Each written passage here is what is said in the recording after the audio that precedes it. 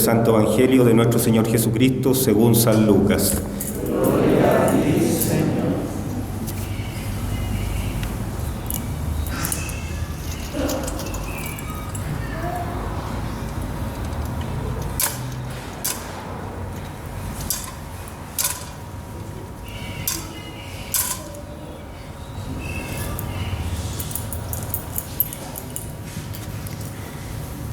Jesús dijo a sus discípulos: así está escrito, el Mesías debía sufrir y resucitar de entre los muertos al tercer día, y comenzando por Jerusalén, en su nombre debía predicarse a todas las naciones la conversión para el perdón de los pecados. Ustedes son testigos de todo esto, y yo les enviaré lo que mi Padre les ha prometido. Permanezcan en la ciudad hasta que sean revestidos con la fuerza que viene de lo alto. Después Jesús los llevó hasta las proximidades de Betania y elevando sus manos los bendijo. Mientras los bendecía, se separó de ellos y fue llevado al cielo. Los discípulos que se habían postrado delante de él volvieron a Jerusalén con gran alegría y permanecían continuamente en el templo alabando a Dios. Palabra del Señor. Gloria a ti, Señor Jesús. Tú has venido, tú volverás, te esperamos, oh Jesús. Estabas muerto y vivo estás, de nuestra vida, oh Jesús. Tú has venido, tú volverás, te esperamos, oh Jesús. Estabas muerto y vivo estás, de nuestra vida, oh Jesús. Celebramos hoy con gran alegría la ascensión del Señor a los cielos. Propiamente esta solemnidad la Iglesia la celebra el jueves anterior, donde se cumplen 40 días. El jueves anterior son 40 días desde que Jesús resucitó. Y el domingo próximo serían 50 días que el Señor resucitó. De ahí que celebremos Pentecostés, 50 días después de la resurrección del Señor. Pero hoy propiamente la Iglesia nos ha dado el permiso para celebrarlo el domingo, hoy aquí en Chile, desde hace muchos años, pero normalmente se celebra el jueves, a los 40 días que el Señor resucitó. El Señor ascendió a los cielos, históricamente ascendió a los cielos a los 40 días. Por la Iglesia que celebra el acontecimiento, lo ha podido celebrar entonces en este día domingo. La ascensión del Señor, qué gran alegría poder celebrar esta solemnidad que tiene que decirnos mucho y que hoy tendríamos que acudir y volver a señalar a San Pablo, que nos dice a la carta a los Efesios: el Padre de la gloria les conceda espíritu de sabiduría. El espíritu de sabiduría es aquel que nos da la gracia de saborear las cosas de Dios, de degustar las cosas de Dios. Aquel que sienta rechazo de alguna manera por las cosas de Dios, pida el principio de la sabiduría, pida la sabiduría. Aquellos hijos, aquellos nietos, aquellas personas que quizá no quisieran venir a la Eucaristía, no quieren venir a la Eucaristía, pidan el don de la sabiduría, que es degustar, gustar las cosas de Dios. Y esta Santa Eucaristía tiene que causarnos a nosotros precisamente ese gusto, esa alegría. Porque el misterio que celebramos nosotros no es un misterio del pasado, sino que es un misterio que se actualiza hoy y que tiene que ver con cada uno de nosotros. Y tiene que ver más de lo que nosotros nos imaginamos. ¿Por qué ascendió el Señor a los cielos? ¿Qué tiene que ver esa ascensión del Señor con nosotros? con cada uno de nosotros, con usted. ¿En qué se beneficia en que el Señor haya ascendido al cielo? Con su cuerpo, con su alma y por supuesto su divinidad. Entonces tendríamos nosotros que seguir repitiendo con el apóstol San Pablo, que les permita conocerlo verdaderamente. Hay que pedirle al Señor que nos dé la gracia de conocerlo verdaderamente y que Él ilumine nuestros corazones para que podamos valorar la esperanza a la que hemos sido llamados. El Señor asciende al cielo con su cuerpo, con su sangre, su alma, su divinidad. Está allá a la diestra del Padre. Lo decimos en el credo. Está sentado a la diestra del Padre. Está allá. Y esa es la esperanza a la cual estamos llamados. Es decir, esa es nuestra meta, ese es nuestro fin. Esa es nuestra última parada y la parada definitiva. Llegar a estar allá, sentado a la diestra de Dios, sentado con Cristo a la diestra de Dios, sentados con Cristo en el trono de Dios. A eso es lo que estamos llamados. Entonces, esta ascensión del Señor tiene que dilatar nuestro corazón, tiene que disponer nuestro corazón para que hoy emprendamos profundamente ese camino hacia el cielo, hacia la eternidad, hacia donde nos está esperando el que murió por nosotros. Lo celebrábamos hace un poco más de 40 días, que el Señor padeció, murió y resucitó. Ese a quien celebramos nos está esperando allá. El que se entregó por nosotros quiere ahora que nosotros nos entreguemos a Él. Entonces adentrémonos a ese misterio. Pero para entenderlo vámonos al origen así rápidamente. Antes de que existiera todo, existía solamente Dios como único principio. Existía Dios eterno en tres personas distintas: Padre, Hijo y Espíritu Santo. En ese es el Dios que creemos. Y ese Dios pensó en un sueño grande, así, profundo. Él, que no necesitaba de nada, se basta a sí mismo. Él es el amor, Él es la felicidad, Él es todo. Él es omnipotente, perfecto, perfectísimo, inmutable, no necesita de nada. Él pensó en un plan de amor con un ser a quien crearía y lo haría capaz de poder recibir completamente su amor. Y por eso pensó en el hombre. El hombre es el centro de la creación, es el deseo de Dios, es lo máximo que Dios haya podido crear. Ni siquiera los ángeles. Los ángeles Dios los creó para ponerlos al servicio de nosotros. Dios creó al hombre como centro porque quería entablar una relación total y verdadera con el hombre. Y no solamente una relación, sino que Dios quería estar unido a cada hombre, así de una manera profunda. El deseo de Dios, el sueño de Dios es estar unido a cada hombre, de tal manera que nosotros parezcamos que somos Él, que somos divinos. Y ese es el plan de Dios, el plan divino de Dios, que el hombre se divinice, que el hombre adquiera las características de Dios. Eso es lo más grande, eso es algo sobrenatural, algo extraordinario, que no nos cabe en la cabeza.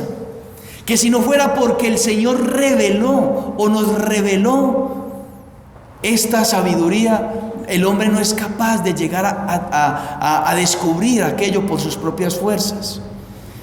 El gran plan de Dios es que el hombre, al recibir el amor de Dios, sea divinizado.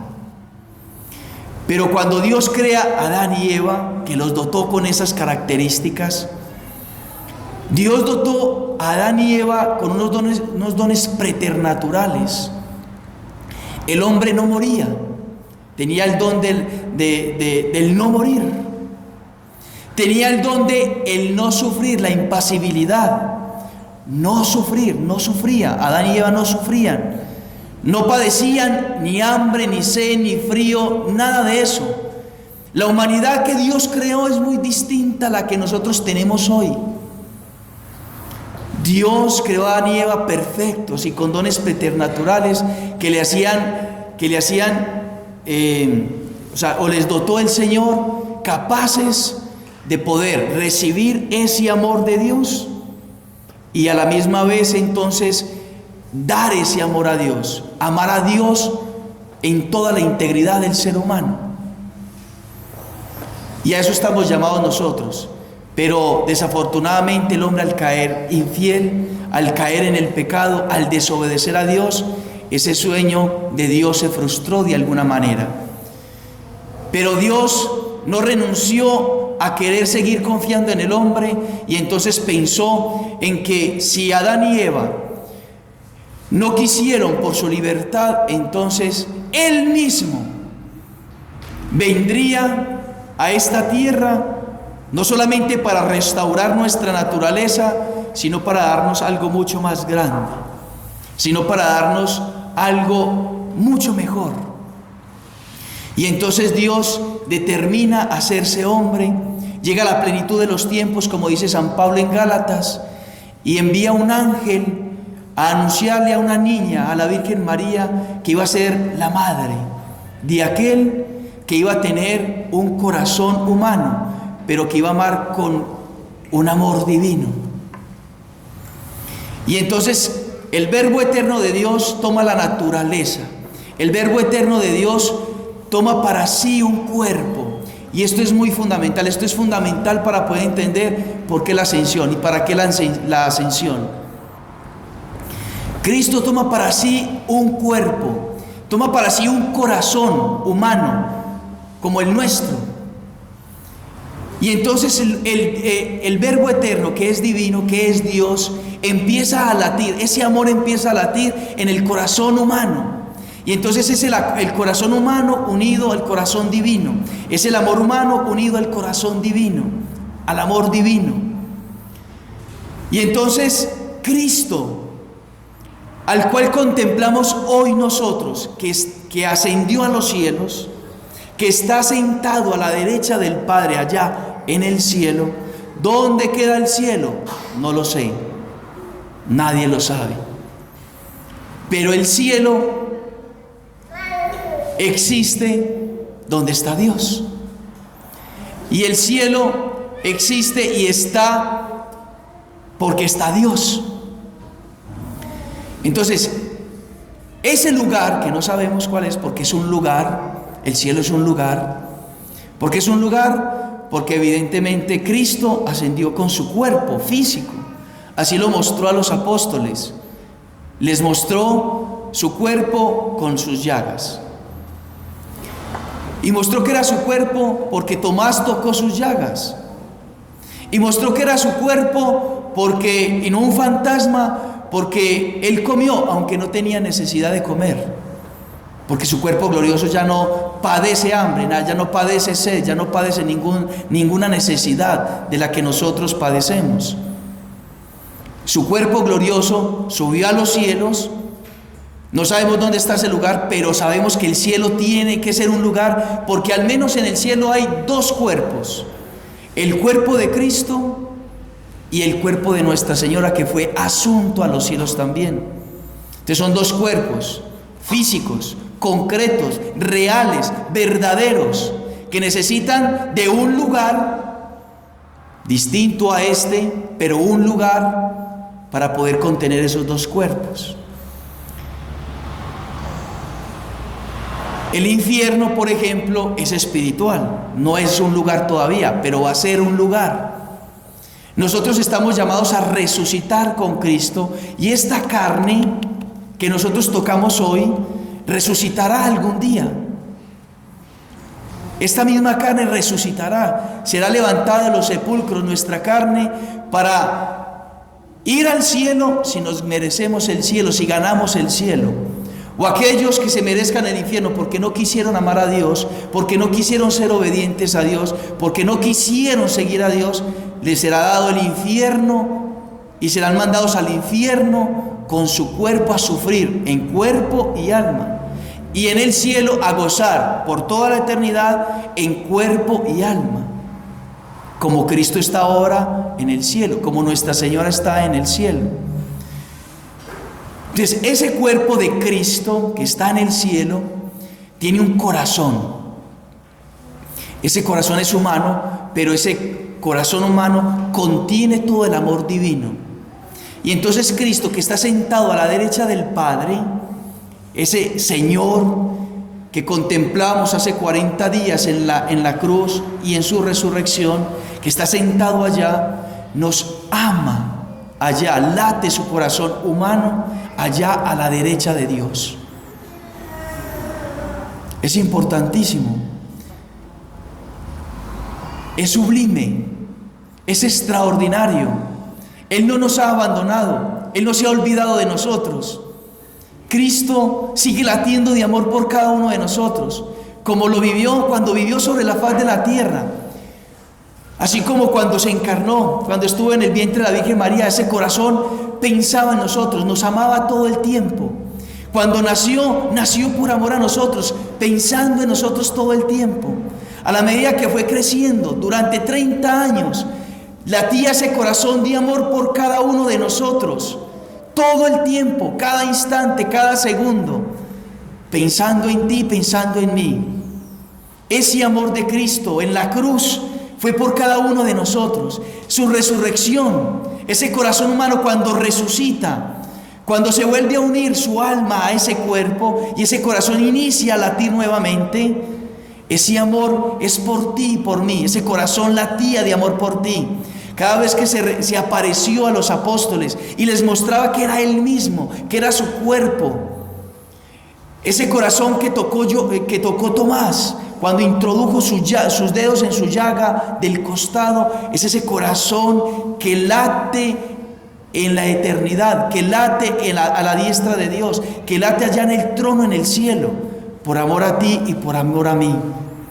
Es el mismo cuerpo que no ha dejado de latir, porque ese cuerpo se ha querido unir a cada uno de nosotros, ha asumido nuestra naturaleza y está a la diestra de Dios.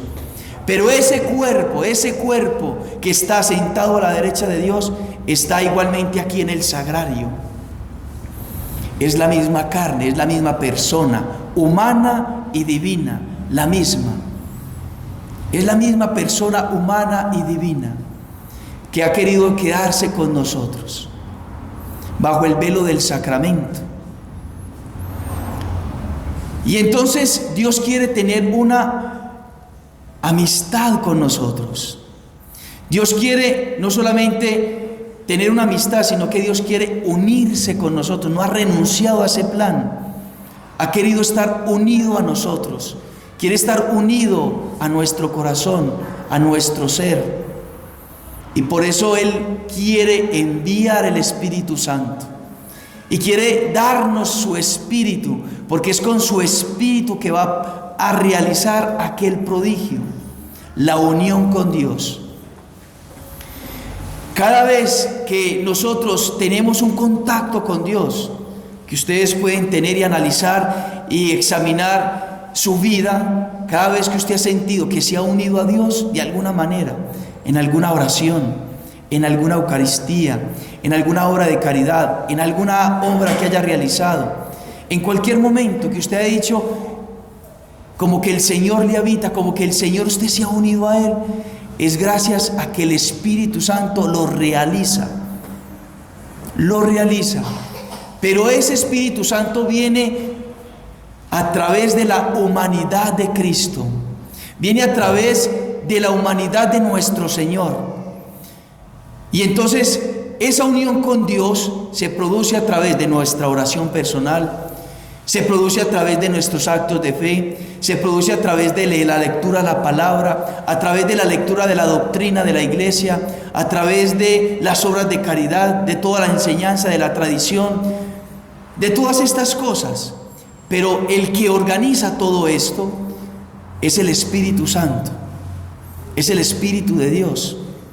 El Espíritu Santo es el que hizo posible la encarnación de Cristo en el vientre de la Virgen María. El Espíritu Santo es el que hizo posible que el Evangelio fuera predicado en todos los confines de la tierra.